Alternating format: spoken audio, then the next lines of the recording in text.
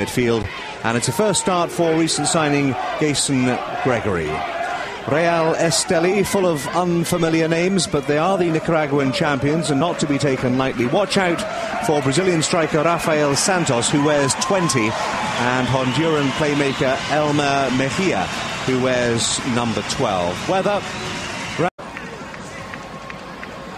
before Mr. Peterkin gets us underway, and it will be Real Estelí in those red and white stripes, red shorts and red socks, kicking from left to right in this first half.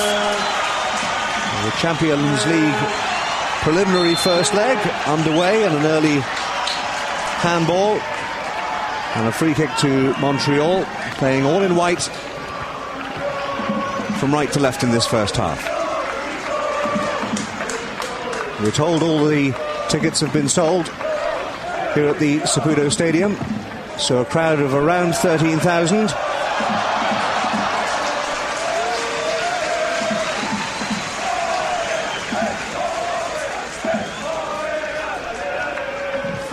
And plenty at stake for both these teams. A two-legged eliminator. Goals scored overall is the first dividing factor.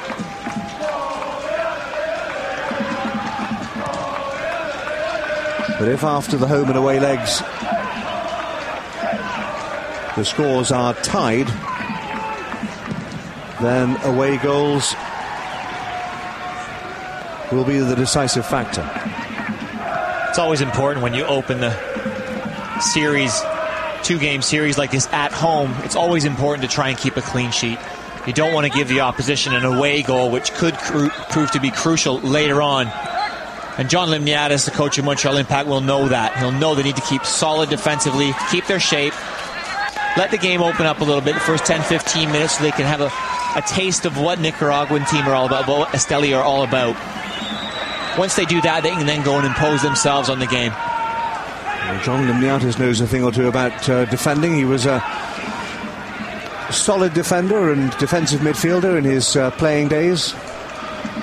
Distinguished the Montreal Impact for 5 or 6 years. In the mid-90s, also represented his country as well.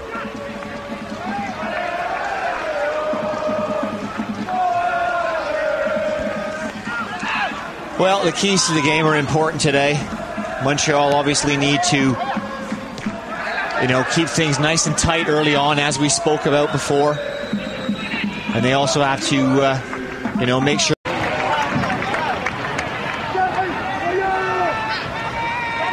Pizzolito. Bugatti on that far side.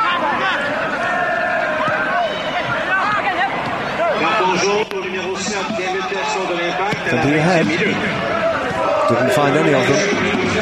Ronald and Roberto Brown were well positioned. It's fallen for Brown. Well, it had momentarily,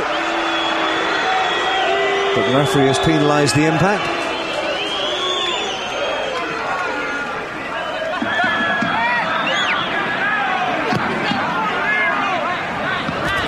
Telegraph ball to Gregory. There's Grande. There's Di Lorenzo supporting. It's a better ball for Roberto Brown, but couldn't direct the header on target. Good delivery from Di Lorenzo from the left back position.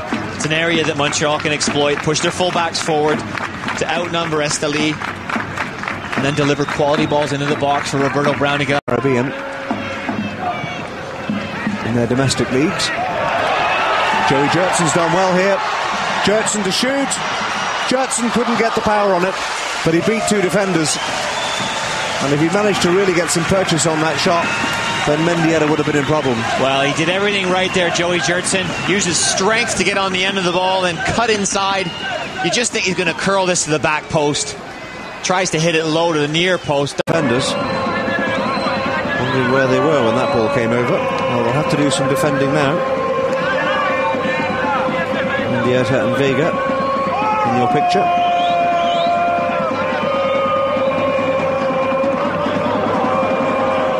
4 white shirts in the penalty area. For the corner. Didn't get past the first defender. It's only half away. It'll be a Estelí ball.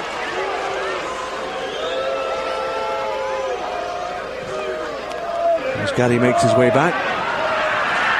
Meanwhile at the other end, well, first piece of real work for Matt Jordan. Wasn't seriously tested in all truth.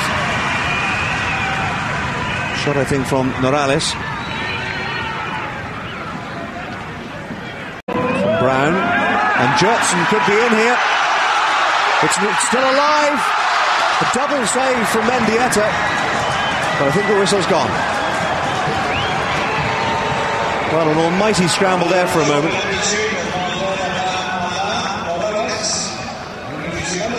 Not really sure what the referees called here. There wasn't a foul. It wasn't offside. Joey Jurtson didn't do anything wrong there, per se. Because when that ball was played by Brown, Jurtson was in line with the last defender.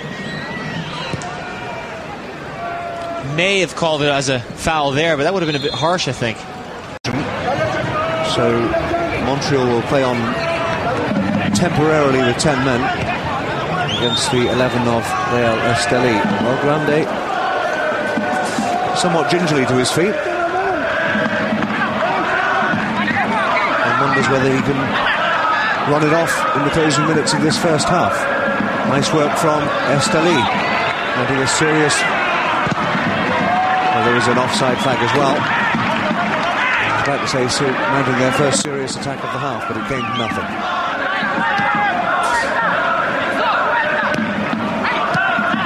Well, the fact that Sandro Grande is trying to stand on his leg and trying to work on it would suggest that it's probably a sprained ankle.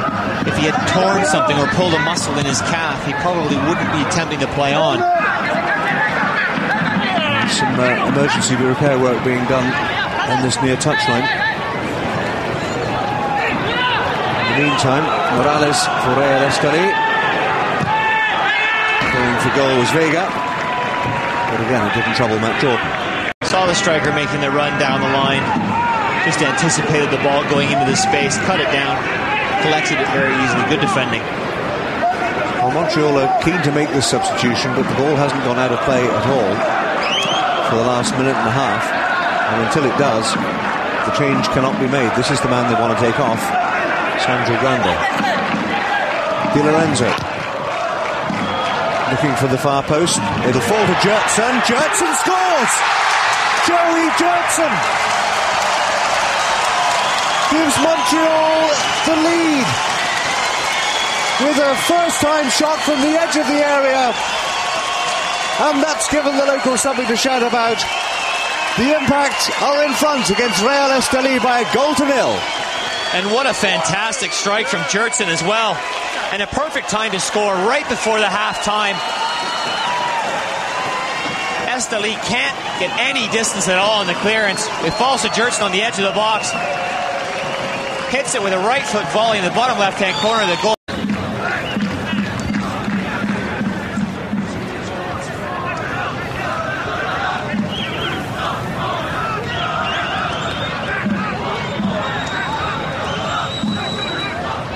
So a chance for the Nicaraguans to feature something here. It's in the direction of Jordan, who got something on it, but not enough, and it's just wide.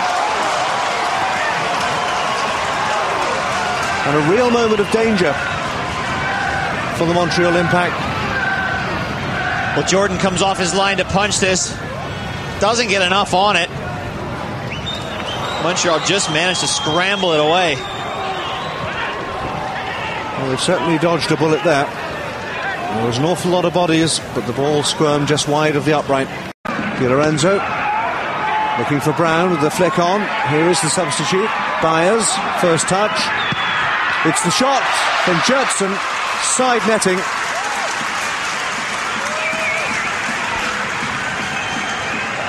But the substitute Byers almost had an immediate assist. Well, Peter Byers has gone up front alongside Roberto Brown. Big, strong, physical presence up front.